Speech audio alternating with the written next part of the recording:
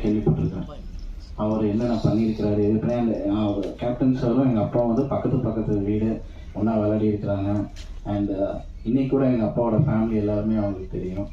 So அந்த மூமெண்ட்டை ஒன்று க்ரியேட் பண்ணணும், அவருக்கு ஏதோ ஒன்று நான் வந்து ட்ரிபியூட் பண்ணணும் அப்படின்னு நினைக்கும் போது இந்த வருஷத்துலேருந்து ஒவ்வொரு இயரும் எங்களோட இந்தியன் அவார்ட்ஸில் கேப்டன் விஜயகாந்த் அவார்ட் அப்படின்ற ஒரு டைட்டிலில் ஒருத்தவங்களுக்கு நாங்கள் வருஷம் ஒவ்வொரு கலைஞர்களுக்கு அவார்ட்ஸ் கொடுக்கணும்னு நாங்கள் நினைக்கிறோம்.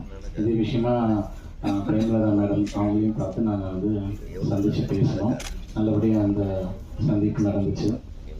அது மட்டும் இல்லாமல் இன்னொரு வெற்றிகரமான விஷயம் என்னன்னு பார்த்தீங்கன்னா, நிறைய ஆக்ட்ரஸ் ரஜினி சார்லேருந்து இன்றைக்கி விஜய் சார் நிறைய பேரை வந்து இந்த சினிமா இண்டஸ்ட்ரியில் வந்து அவங்க அறிமுகப்படுத்தி டைமண்ட் பாபு சார் வந்து அவருக்கு நாங்கள் வந்து ஒரு